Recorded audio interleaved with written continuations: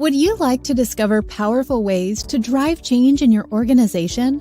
Would you like to learn about the latest concepts in people strategy, HR effectiveness, and optimization that will help your organization achieve a competitive advantage in your industry? Then HRBP MBA Masterclass with Ron Thomas is for you. With today's uncertain business landscape, HR leaders now play a pivotal role in what some say is a paradigm shift in the industry. This comprehensive 3-day program, in-person or virtual, will empower you to embrace a more strategic mindset, enhance your decision-making skills, and help your organization to the next level. To register as a group or individual, email us at info@strategyfocusgroup.com or visit our website at www.strategyfocusgroup.com.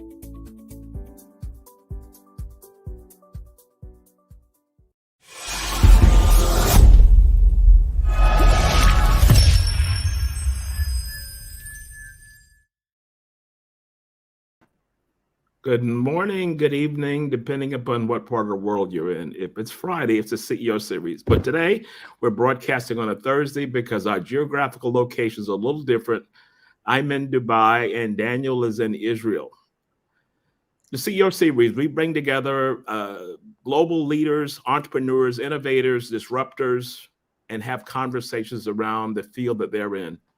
Our guest today is Daniel Bernard, who is the chairman of Redwood Sports International, over 20 years experience in the sports industry, serial entrepreneur, specific expertise in sports data, analytics, and sports betting, which is huge today. He is the founder of Suntech Innovations, as well as the founder of Kickoff, optimizing the use of data and technology by sports associations and federations. Daniel, welcome from Israel. Welcome from Israel. Thank you very much, Ron. Lovely to be here. Thank you for the invite.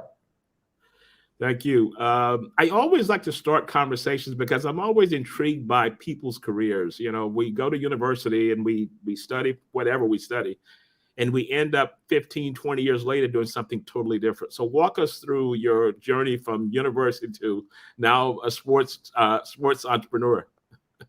So first of all, at university, I studied, and a lot of people are always surprised to hear this, I studied languages. I studied French and Italian.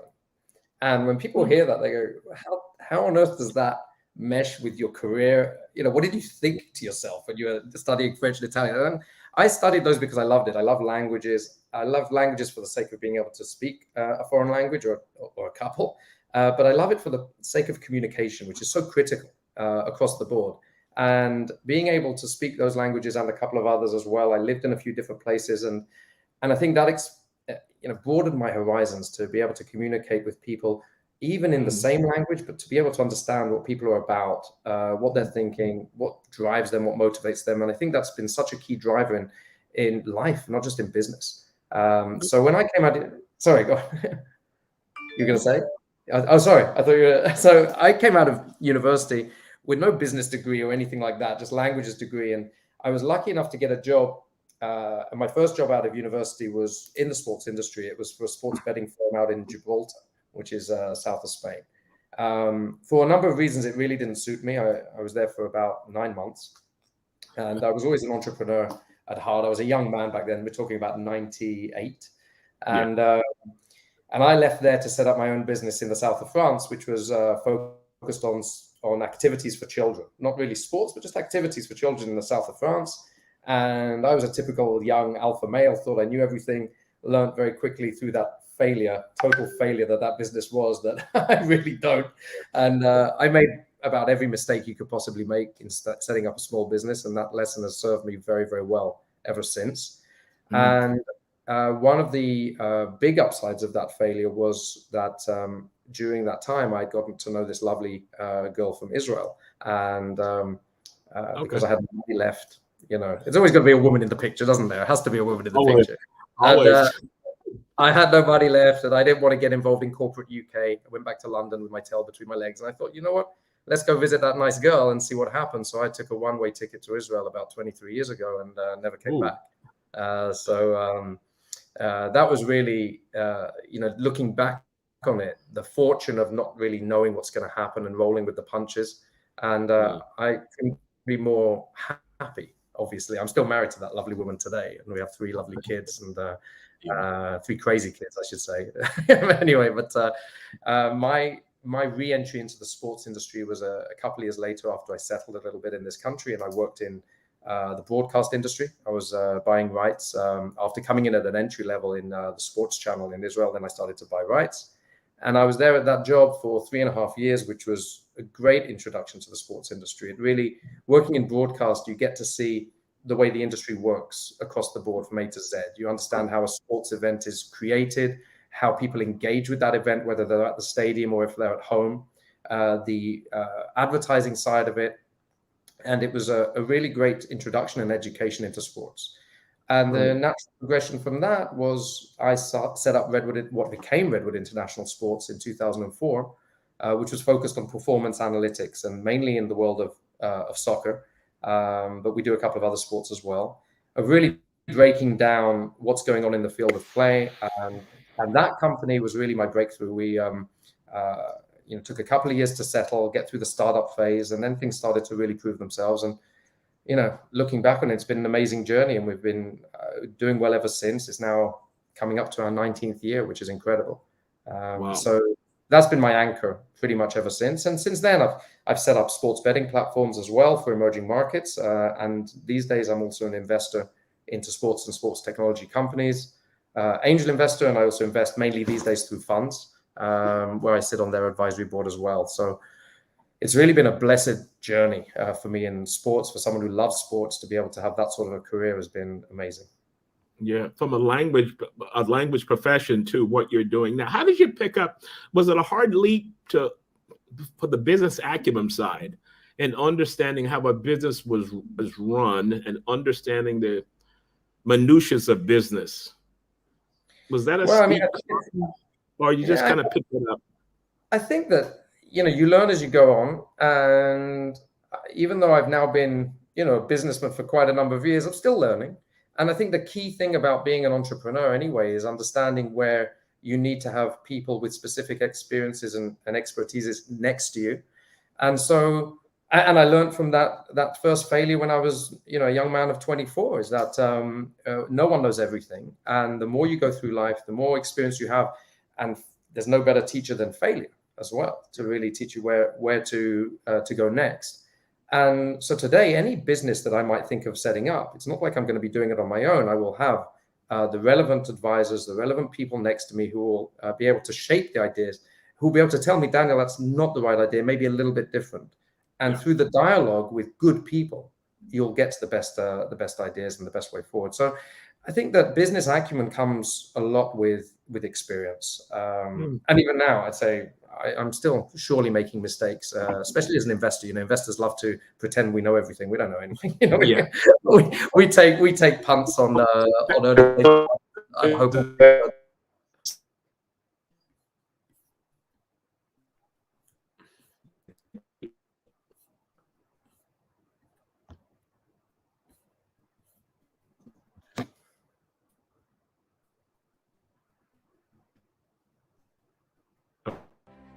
Identify and book the world's best speakers for your next event. Mina Speakers is the leading speakers and MC bureau in the Middle East. We bring global talent to the region and have established the region as a key global hub for speakers. Inspire and motivate your audience. Find exactly what you are looking for by working closely with us to assist you in understanding the cost-benefit analysis tied to selecting a speaker for any event. Ensure that your audience is educated, engaged, and empowered. Connect with us for a quick response and tailored advice. Book your speakers now.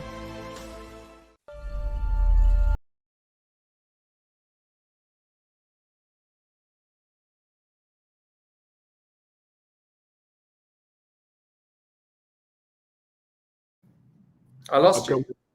Yeah, we lost each other here. I was thinking it was on my side, but I looked up and mine is still working. But this is technology, and this is what we deal with today. The U.S. has taken off, as I don't know whether this is a word, hugely, as it relates to sports betting. which this was prohibited for years and years, and now all of a sudden it's just taken off. And you see the Super Bowl. I was reading an article the other day about the amount of money that was bet on the Super Bowl. So you talk about opportunities. Where do you see the industry headed as it relates to sports betting? So the sports betting industry, I mean, anyone in the States, they see this as a fairly new thing since the repeal of PASPA, which was 2018. But globally, sports betting has been a huge thing, online sports betting, since basically the start of the internet.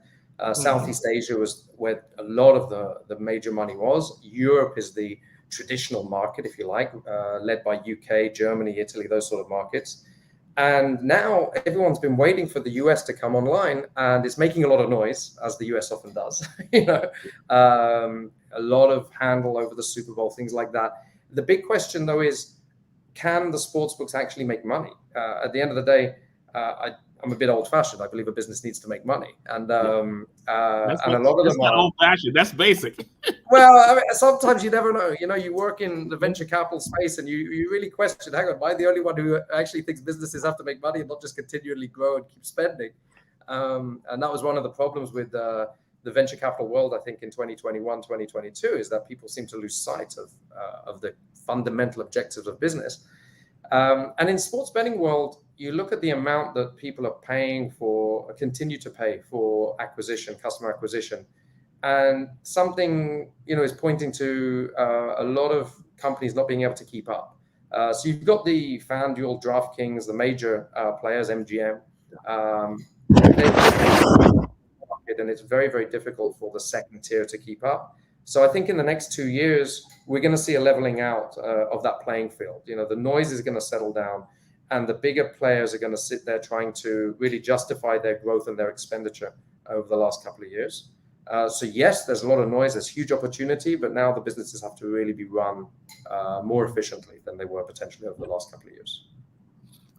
So, your background, is across media, broadcast, analytics, and then we talk about what we're discussing now. How does all that connect? Because you mentioned buying rights to sports programming, and did you see all of it come full circle, that you now have all of these experience points that you can pull from in making decisions, whether investing or whatever it could be?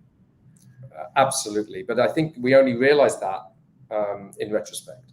And now that I'm an investor, and an investor generally across the sports industry, I see how all those things connect. I don't think during the journey I really understood just how obviously those things connect. But now it makes so much sense. How a fan wants to go and see the game, whether he's going to the game or he's going to watch it on TV. Is he watching it on his mobile? Is he getting highlights, clips? Is he engaged in it? How are the organizations monetizing that usage or not? On the other side, I always split sport into commercial and performance. On the other side, how well are the players playing? How are they improving their game? And therefore making it more viewable for the viewers. So then we go back to the viewer again. They want to come and see Ronaldo because he's amazing. All of these things tie in. And then you've got beneath those two performance and commercial pillars, you've got a hell of a lot of different verticals. In the performance one, you've got injury prevention, you've got health, nutrition, sleep patterns, a huge amount of areas that feed into how well the players play. And on the commercial side, billboards and digital billboards at the side of the game. Social media engagement, of course, is absolutely key these days. And when you think about it, the commercial drives the performance, and the performance drives the commercial. All of these are interrelated. And one of the major issues I have with some sports organizations just don't get that. So they'll have a focus on their social media, and then they'll have a focus on their other marketing, and they won't just join those dots, and you'll be 1 + 1 will equal many more than 2, basically. Yeah. Silos and not talking to each other. Yeah, classic. Yeah. As an HR expert, you know exactly what that's. Yeah. This was not talking that, but everybody's moving ahead full speed. How do you gauge leadership? You said serial investor. Everybody has an idea. Everybody has a business plan, and you've got people that's running these things. What do you look for in leaders when you're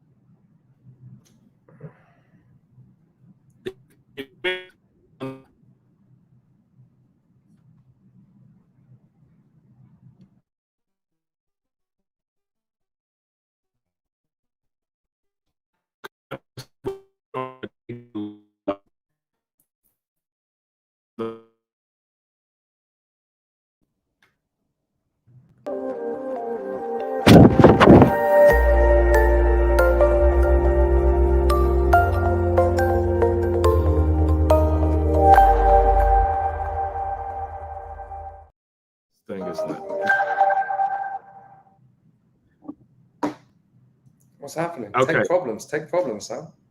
Take problems. I'm Yes. back. I'm sorry. So I don't know where the failure is. We got to check out where this is cutting out. yeah, I'm in a hotel apartment here in Dubai, and sometimes it's not. So I switched over to another Wi-Fi. So I want to go back to that question. You know, everybody comes in and has an idea. They come in and they have a business plan. But as you're sitting there listening to that, what do you look for in leaders who are going to be driving this to fruition in future state? I think that a key part for me is, especially when you've got young founders coming, and I want to know that they are aware of the things that they don't know. And that's key. You know what you don't know is something that you hear all the time, but it's so true. You got some founders who I compare when I was 24, I'd have probably been in that category. I say, I've got all the answers. I can imagine myself pitching to investors. I got all the answers. I know this, I know this, I know this. And that's never the case. And when I identify that in young founders these days, I know that there's not a maturity there that is necessary. And you've got to really understand the whole pie of knowledge in your area is split between what we know we don't know, and then what we don't know what we don't know. And if you're aware of that, you've got half a chance of succeeding. And then you can understand, okay, I know that I'm not great on the finance structure, so I need to bring someone in who can help me.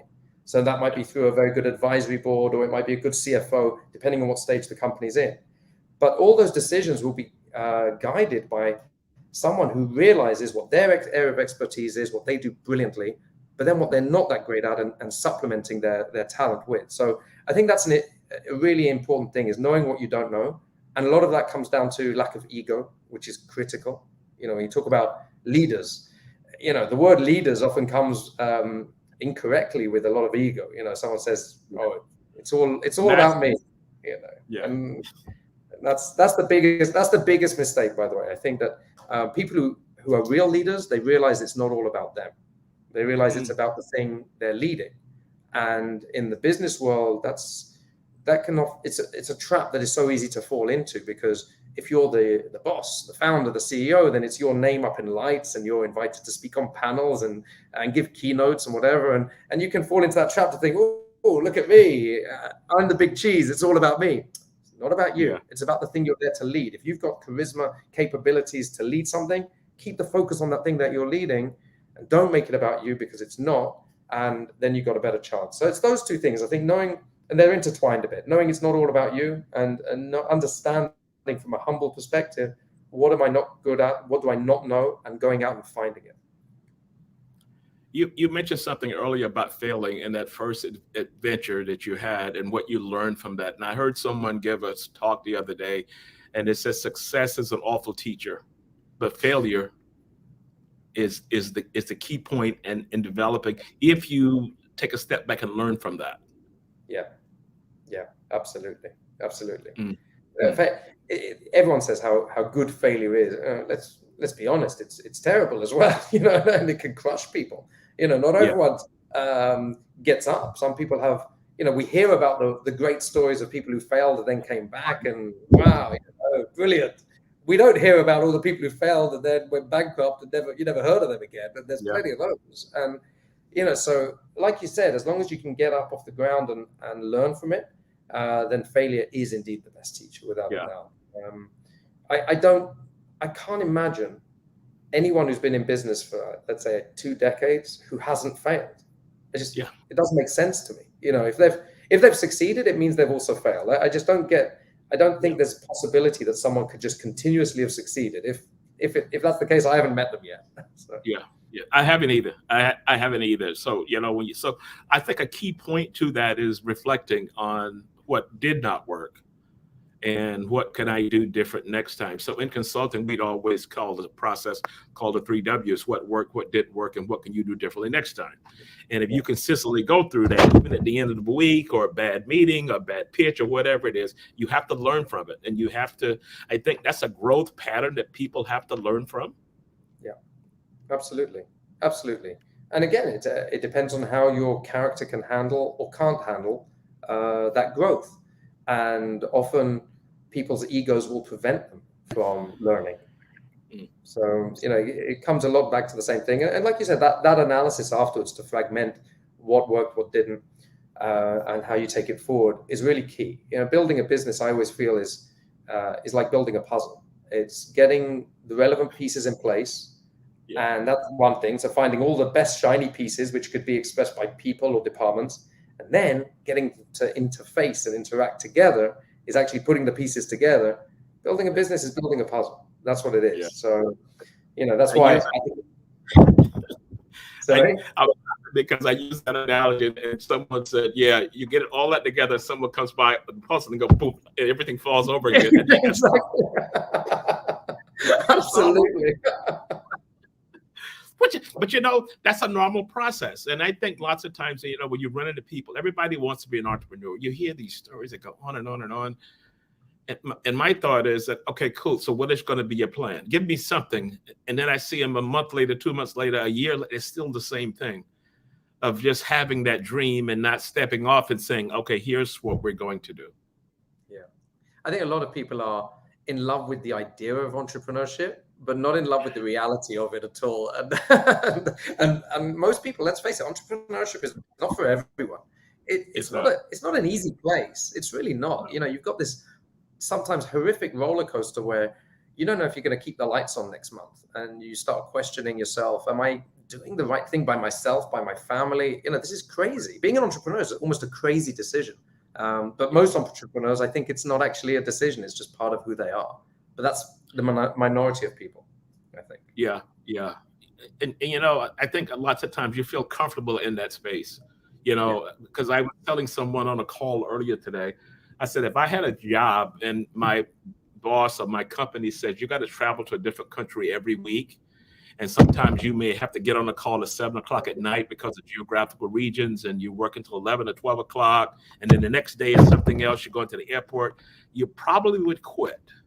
Yeah. But that's the life of people that choose to pull out on their own. They may not have those kind of constraints, but that's kind of the reality of it. Yeah, absolutely. And that's why I think that there's no right or wrong. There's no, entrepreneurship is the right way. There's no right or wrong way. It's what suits you as your character. And the sooner you can understand that in life, whether it's entrepreneurship or not, just understanding what suits you and you feel comfortable in your place, then that's right for you. And no one can argue with that. No one should ever say, oh, you should have done something differently. When I think about all, we've got a lot of people who work with me here in this office, and people ask me what I think they should do in life to move forward with their careers. I had a conversation with one of my guys this morning about this. And I turn the conversation over to them and make sure I probe them for what they're about, what drives them. Because, I'm not here to tell you what's right for everyone. There's no general rule. There's no one size fits all. So I always tell people, career development is not about best practices, what someone else did and what this one did and what that one did. That's inside that you've got to figure out in some way. So I want to move the level of question because, investing in a company, you invest in people. Do you find yourself now in investing and becoming more of a mentor, coach to people who are, struggling with the leadership dilemma and different vision of the leadership, being a leader of a startup? And the DNA could be everybody in the room is 25, 26 years old.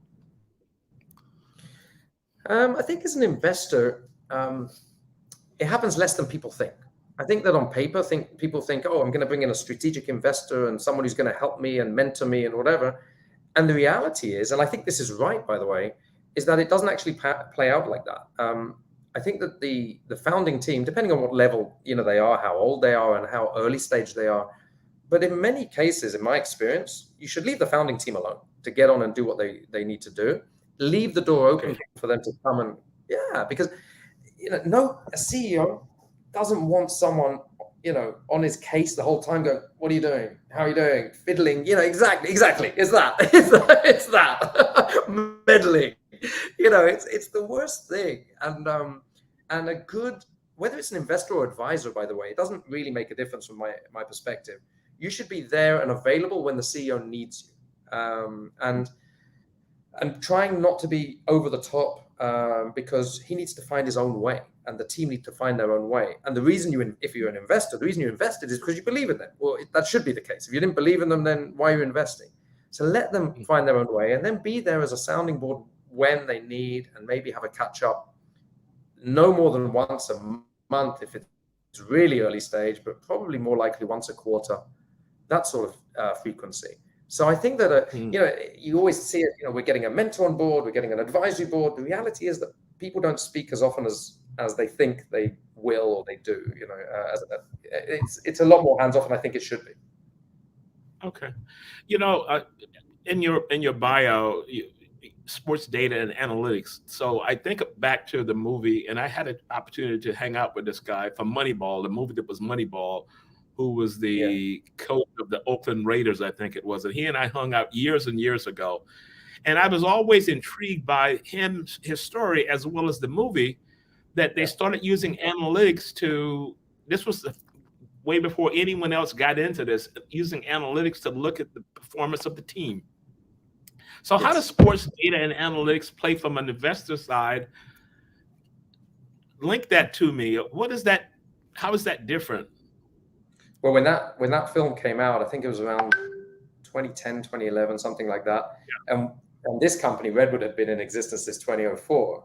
And everyone was like, this is us. Finally, they've made a film about us, And it's exactly the same. The major difference being that Moneyball was all around baseball. Oakland Athletics, anyone hearing heard you say the Oakland Raiders, they'd be on your case straight away for getting your US sports mixed up. But Oakland A's, and it was Billy Beane. And that story's, true story. The difference between baseball, which is a very static game, you've got a batter, you've got a pitcher, it's quite static. And you've got, at the other end of the spectrum, you've got soccer, team sport, which is so dynamic.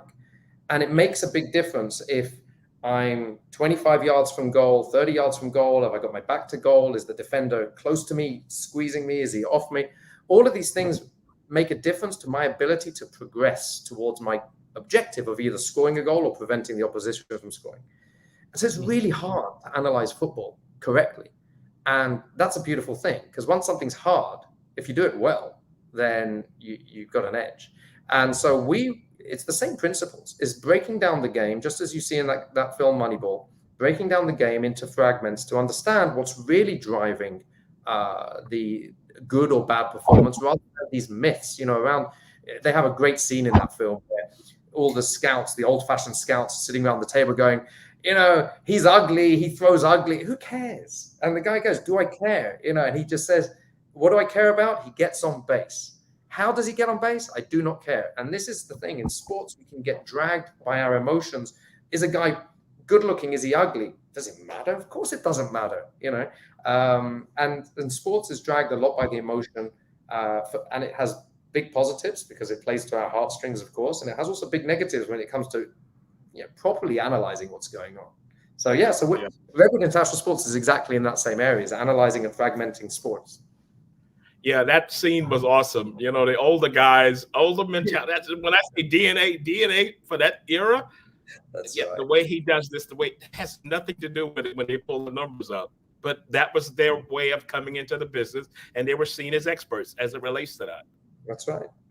And, in any field, the experts of today are going to be the non-experts of tomorrow in many fields. I see it across the board. And in sports analytics, there's been a huge change in understanding over the last, I'd say, 10 years. I mean, we were fortunate with Redwood to get into that game fairly early, when no one was really looking at it. And so timing is everything in business. So we had good timing from that perspective. And in the last 10 years, people are really understanding that across the board, not just in sports, data-driven decisions are key, to really getting better decisions. And sports is true for that, just like everything, basically. Yeah. So when I get off this session today, I'm doing a course on people analytics and human resources, and it's the evidence-based, data-driven decisions versus, well, I feel this will work. This is why I say that scene was classic, and looking at that. Yeah. So I want to ask you, what is the most important leadership lesson you've learned over your career? Because you had an amazing career. I mean, from coming from a language background to becoming this titan of sports. Titan. I'm going to quote you on that. Titan of sports is good. Ron called me a titan of sports. So I think going back to one of the things I said before, constantly reminding ourselves that it's if you talk about leadership lessons, knowing it's not about us and putting front and center what we're trying to do. If we get to a position where we actually have the ability and the standing to make an impact in the world through what we do, then writing that on the wall, keeping that in front of us, saying that's what I'm trying to do, that's what I'm all about. And my own personal vision now is to impact people's lives through sport, whether it's commercial, social, philanthropic, I don't care. I want to be able to impact people's lives through sport. I've been blessed with a career in sport for over close to 25 years now. So I put that front and center. And how I do that, and me being as the pivot of that, but it's not about me, it's about what I can do. And that, I think, is a key function. And realizing that in an increasingly technological world, it's all about the people, always. Mm-hmm. No less than it used to be. There's a lot of talk around AI and ChatGPT at the moment, and these are fantastic developments. But it's only going to mean, if you ask me, that the people element in deciding how to leverage technology is going to be even more key than ever. So understanding who are the people who are aligned with your values that you want to work with, and teaming up with them and doing something magical together, and then leveraging technology to achieve that, I think is important. So, knowing that it's all about the people is so important. I think that's one of the key lessons. Yeah, I'm glad you brought up the technological side with it, because if I read another article about a Chat GPT and how that's going to change, I'm like, can you please just comment down? That's kind of like the words. When someone sends me an email or connecting and they use the word synergy, I say, delete. I don't even want to hear it. Yes. That's a word I can't take anymore. And it's the same as, AI is going to change all of this, but there's a people component of that relationship and all that. Yeah. And I could be wrong, but 1,000 years from now, that's going to be a key point in all of it. Yeah, I agree totally. It's all about how people connect and create something of value through that personal relationship. It's always been the way, and it will continue to be the way, even more. And technology is a means to an end. That's the other thing, is that technology doesn't exist for technology's sake. It's there to serve a purpose. And when people take too much of a focus on the tech, they miss what it's trying to do and what it can change in this world. And it's the people who are going to be able to create that value by leveraging technology rather than just focusing on the technology itself. And I'm saying that as a sports technology investor. Yeah. That tech is only a means to an end. Yeah. Okay, cool. So let's take a commercial break, and we're going to take a look at that video. Okay. With the World Cup in Qatar behind us, the time to start preparing for 2026 is now. Canada, the United States and Mexico will be hosting football's showcase event, which will now be bigger than ever. With FIFA expanding the competition to 48 teams, the field is wide open to federations that could only dream of playing on the biggest stage. And for those that feel that qualification is now simple, the event itself will be fiercely contested, as everyone will have their eyes firmly on the prize. Kickoff is opening up an opportunity to work with the best the football industry has to offer, as you set forth on your quest to have your nation represented with professionalism, skill and honour. With almost 20 years of football technology, data and analytics expertise behind us, Kickoff Sport will work with a maximum of just one national team from each umbrella organisation. By partnering with only one team from each region, we'll remain unconflicted and can go all in with our knowledge and expertise to work with the coaching, performance and technical staff to ensure you don't need to watch the tournament as a spectator. Led by serial entrepreneurs, leading sports executives and industry investors, Kickoff Sport can assist you in creating the right strategy through qualifying and help you access the best in data and technology to support your World Cup vision. Are you the one? We will only be partnering with a national team that truly believes in the vision and working collaboratively to reach the highest goals. If you believe that's you, reach out to us and let's chat.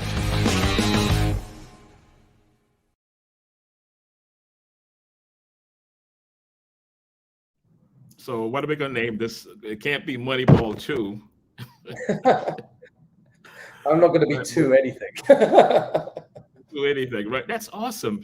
Because just in watching that, I see what the numbers are popping up, and this is amazing because even for a fan, you're looking at things that you never would have thought about because you could have been thinking in that old school kind of perspective as to the way that they move a certain way or basing it on your historical view of that. That's cool. That's so cool. Wow. I hope so. I hope we're doing the right thing. We'll see. So when you say you're gonna partner with only one team, so you'll sell that's a digital platform for a team? Well, so what I want to do, I really believe this is an opportunity. So this is one of the campaigns that we're going with at the moment with Kickoff with my new venture, is to instead of thinking of just being I don't want to be a consultant to many teams. I'm thinking 2026 is a big opportunity, big World Cup in North America, Canada, the States, and Mexico are hosting.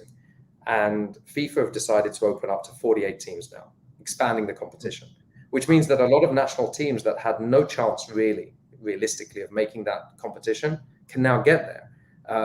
And I would love to partner with one team to really support those goals. So working inside with them to bring all the relevant technologies, not just my own company, but anyone that will support that. Let's find the right nutritionist, let's find the right injury prevention, let's find the right performance, and really work on the best integrations to work with the coaching staff, the technical staff, to get them to 2026 and hopefully get them to succeed as far as possible in that tournament. And by going for only one team or the maximum one team in each region, then I can go all in. I'm not conflicted. I don't want to be consulting to two different teams and then they play against each other. So this is a nice project that I think that we can work and provide huge value for. So I'd love to find the right partner for that. Okay, what's the competitive analysis for this kind of approach? I mean, are there other firms trying to do the same things, or do you have a lot of competitors, or are you kind of moving the needle in a totally different direction? So, I mean, there's always competitors in the space, but I think that most of the others would consider themselves or would be categorized as the more regular consultants, if you like, that come in, give their advice and probably good advice, and then leave. Whereas I want to be fully on the ground, implementing strategy with the teams in place. Because no team is the same, and what team A needs or what team B needs is going to be different. So we need to get the right combination of technology and innovation in there, and then have it adopted properly. And I don't think that's a strategy that I've seen before. And it's a strategy which is much harder to implement, but I like that. I think you can really move the needle in a big way if you do things in that way. So it's nice to be able to try out things that are very ambitious, and you can go a lot further with them. Yeah. Would there be a selection process? Let's say a team started in a country and it was just their first iteration of going into this league of 48 others. And I'm probably ranked preseason as 48. Okay. Would that be a challenge in choosing someone like that? Or would you try and choose someone that was closer to, had a possibility of getting close to? Look, we literally this week come out with this campaign. So let's see who even knocks on the door first. Let's knock on the door. I got to check because again the conversation. Exactly. Business is never that simple. But I'd love to work with. I think ideally, I'd love to work with a country that, under the current standing, where only 32 countries make the World Cup, they woun't stand much of a chance. But with 48, they've got a chance. That excites me much more than working with a Germany or a Brazil. Not that if Germany and Brazil knock on my door, I'm not going to say no. Let's discuss. But I'd love to look. You're sitting in Dubai. I'd love to work with the UAE, for example. Yeah. The UAE have very little chance of making a World Cup. Let's face it. If there's 32, but 48, let's work with. We've got close to 4 years. Let's work with your youth teams to try and develop the right team for 2026 and give you the best chance through qualifying of getting there. That's exciting. That's exciting. So you coming in the entire ecosystem. So not just from the team, but looking at how do you build it from the ground up. Yeah, no, absolutely. Oh, wow. Because our youth teams of today are the professionals of tomorrow. And if we think even further afield, if we're taking a massive zoom out, working with a football federation where we actually have an interest in creating, taking kids from a really early age and getting them engaged in football And then those kids might want to actually play in amateur leagues, and those amateurs might want to become professionals, et cetera, et cetera. But let's look even very wide from the very young ages and how we get them engaged, how we get them interested, how we get them to use tools which are right for kids these days, which the technological tools weren't available when I was a kid. Let's give them the best chance of enjoying it. First of all, sport is something to be enjoyed. Yeah. And also, by the way, Ron, I'm a big believer in, we give kids sport, whether they become professional athletes or not, if you ask me, is less of the objective. Sport teaches people a discipline that can make them more rounded human beings. And I think that being involved in sport, and we see it in a lot of developing nations as well, sport has saved people from being in a life of crime or the wrong side of the tracks. And, you see it in a number of stories in Africa, where thanks to sport, the person became a professional something. It didn't have to be a professional football player. It could have been, so I believe in the power of sport to change people's lives for the better. And so that's what I mean. The discipline of it, practice every day. You practice every day. You finish a game, and then you look back to see what did you do well in the game. So that's where my thought has always come from, the 3 W's, because I played sports in high school, and when you came in on Monday and you had the game on Friday night, you went over what happened the following week. And what are you going to do different next time? Because this next team you're going to go up against, they're very good at this particular aspects of the game. So you were learning strategy when you didn't know it was strategy. You were learning reflection when you didn't know what that was. So you're right. That's a great teacher. And we're talking about the roller coaster of life, of going through successes and failures. Great expression of that in sport. You get that defeat in a final, and you're distraught, and you have to pick yourself up, and you get that victory and the exhilaration of feeling that moment. It's an expression of life, isn't it? The ups and downs. It is. So as we begin to close out, I always like to ask a question about our lives as we grow through life, and we talk about what we face. Walk me through the audience through a person in life that has had a great influence on you, that shaped who you are as a leader today. Wow. I'll tell you, I'll give you 2. Can I have 2? Okay. All right. So the first one has to be my mother. Okay. And I'll explain why. So my mother, she was born in India to Iraqi parents. So she had, her parents came from Iraq, Jewish from Iraq, moved to India in 1910, 20, something like that. She was born in 1947. She moved to England when she was 13 years old. And then I was born in London, in England, many years after that, in 1975. The reason I tell you about her background is because I think the fact that she has a very diverse background and didn't exist in a block of this is how life is, taught her naturally that anything's possible. When you grow up in one area and you experience only one type of life, then you can naturally assume that this is life. And only when you go out and expand your horizons, you realize there's a different way of looking at things, different cultures. It's not just how you were brought up. And I think the benefit that my very challenging childhood and upbringing my mother had allowed her to be, well, the sky's not the limit. She didn't have to think that, but that was just how she was as a person. And I'll give you an example. When she was 50, she didn't because of the way her life went, she didn't study. And then when she was 50 or something and she had a business she was running, she says, I want to be a lawyer. And she went and studied with 18-year-olds, a full-time law degree. There's like a bunch of 18-year-olds and my 50-year-old mother in the course. And she didn't care about that. A lot of other people would have been, really? That's a bit odd. Maybe just a diploma. Maybe no, I want to do a law degree. And my mother is just an unbelievable example of there's no limits. And whether she realized she was doing that or not, she was imparting that knowledge and that message to me when I was growing up. And so it was really a powerful thing. And so I subsequently have been in various places, lived in a few countries. And so I also embraced that naturally, that, well, there's no limit. We can go and do whatever we set our minds to. And I think we're a product of where we come from. And my mother taught me that. I think that's been so, so powerful that I don't look at the world as just one block. This is how it is, and I have to fit into there. Anything's really possible, and we can go and explore. So I think my mother has been an enormous influence on me.